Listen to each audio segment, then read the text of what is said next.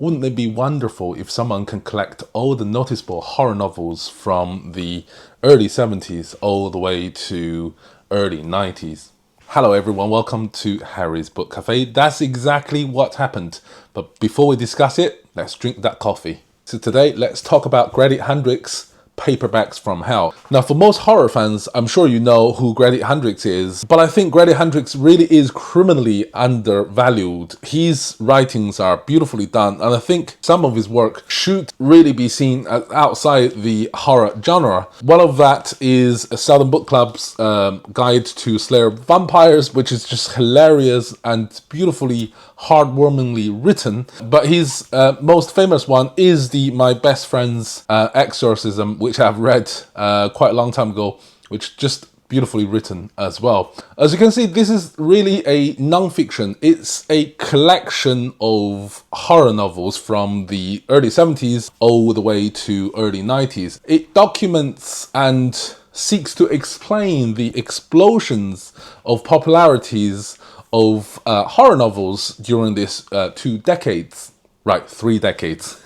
He attributes this explosion to 3 holy trinities. Or is it actually unholy trinities? The first book is Rosemary's Baby, which I've read quite a few years back, and I remember really enjoyed the creepiness quite vividly, although I didn't know at that time just how fundamental a book is towards the horror genre as a whole. The second holy trinity is The Exorcist, which, as I'm sure many of us know, it really has been made into a fantastic movie. The book itself is equally as scary, if not more. Again, I read this quite a few years back, and just remember how scary it is and just how beautifully written. I guess it's oxymoron to use the word beautiful, but when you read it, you probably will see what I mean. The last one is The Other.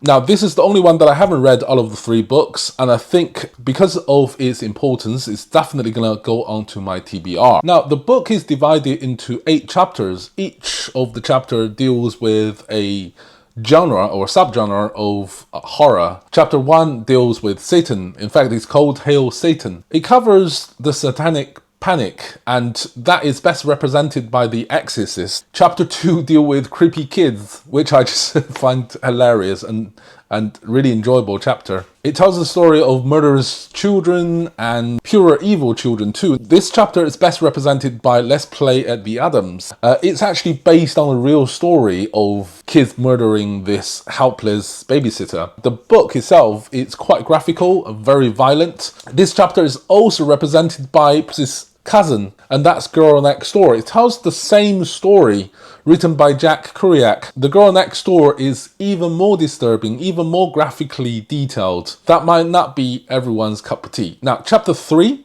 of Paperbacks from Hell is all about animal attack. Now, for us, perhaps the most famous animal attack is Jaw.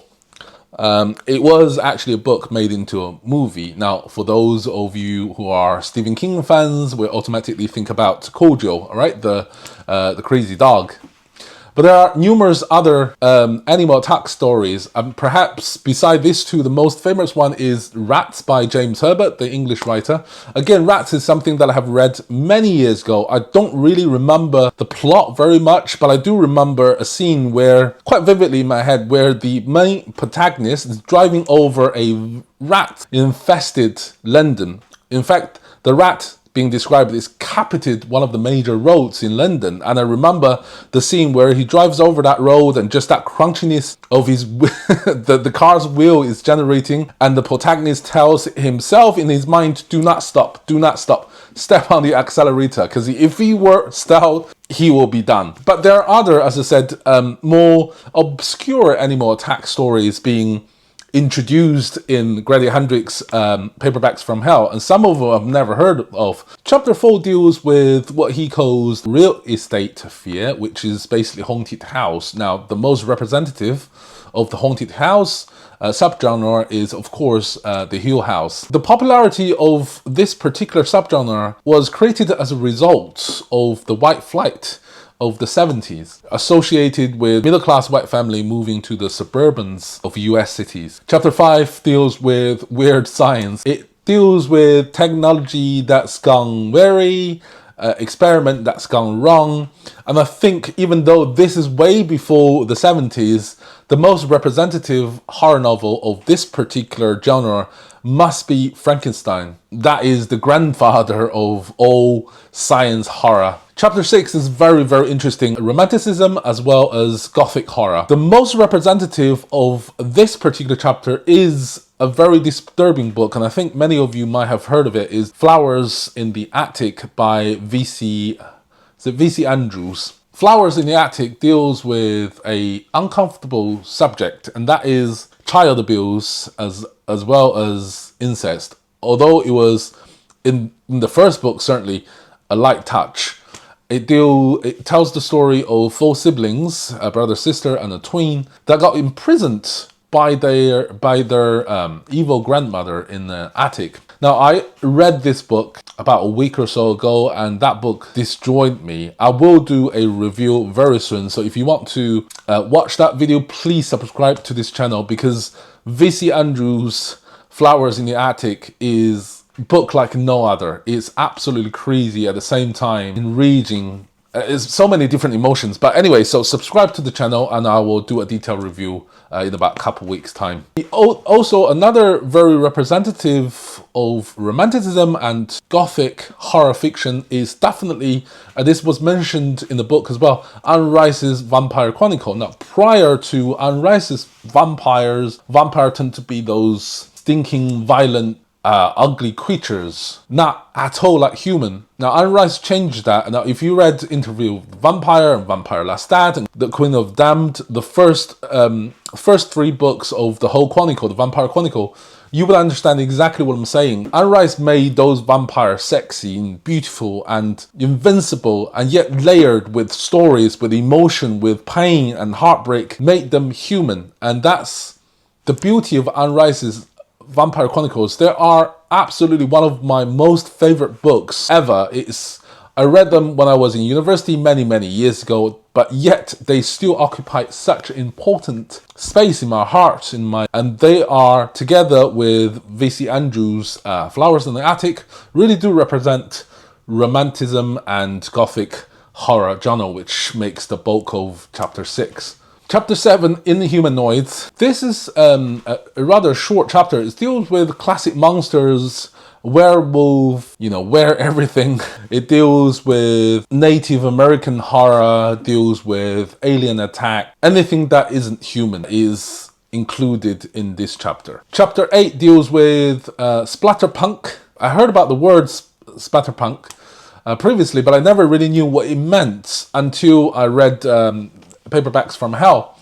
And it basically means it's pretty much next door cousin to what we currently call extreme horrors. Even back in the 70s and 80s, there are quite a lot of, especially in the 90s actually, there's lots of splatterpunk novels, which is really interesting to know. Pretty much all of them now are obscure and people can't really buy them anymore. And that's the shame. I mean, that is the theme pretty much throughout the book. Many of the horror novels with beautiful covers, you can't buy them anymore on Amazon, and you can buy online from some of the rarefied shops, and they charge us thousands for a single paperback, which is clearly extortionate, which is a shame. Chapter 8 also deals with serial killer and what Grady Hendrix calls super creeps, which I find quite funny, which leads us rather nicely to the central sort of axle of this novel, and that is humor. Grady Hendrix is incredibly humorous in these novels. He really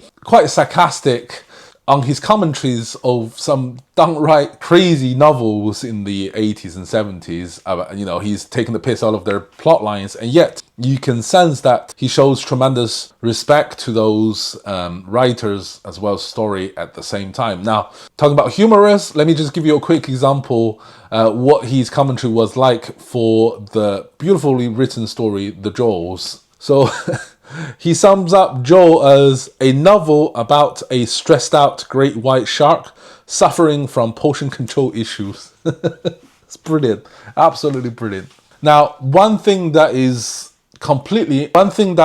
unavoidable when you approach this book is the cover design. Now, the front cover of this book is just simply stunning. And yet when you turn the pages, there are so many beautifully designed paperbacks populating throughout the pages of this book.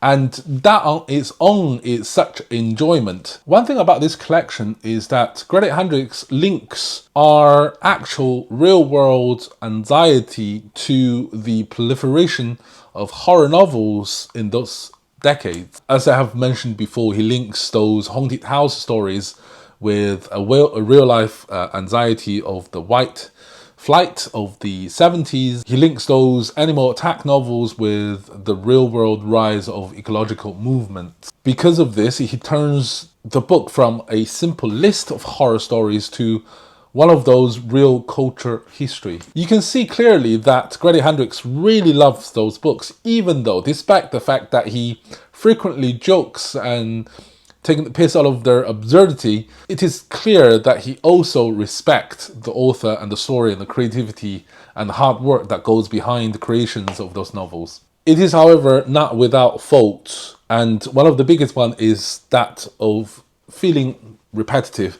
Now, 8 chapters deals with subgenres of the horror industry or horror genre as a whole, but you can't help but feel that each chapter is pretty much a repetition of the one previously, even though we're dealing with slightly different subgenres. Because the format is the same, therefore we feel that repetition, and that is perhaps one of the weaknesses of this book. Now, before I finish this video, I want to show you 3 paperbacks that I bought because I have read this book. Now, they say don't judge a book by its cover. I know it's good advice, but it's very difficult to adhere to. Now, that's the first novel. It's just simply beautiful. This was featured in the animal attack section, and that deals with cockroaches conquering humans. That's a great concept. Now, this is the second book. Now, I won't tell you what it is. It's quite a difficult subject matter, but this book was referenced quite heavily in Paperbacks from Hell, and I can't help but to buy it. It's just, according to Grady Hendrix, this is a beautifully written book. So I can't wait to read it.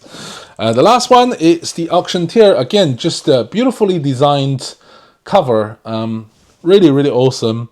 And it's about small town horror, a bit like Stephen King's Needful Things, perhaps, but much thinner. Anyway, guys, that is the end of this video. I hope you have enjoyed it. If you do, please give us a thumb up, subscribe and share with a friend, and I'll see you in the next one. Cheerio. Have a good day.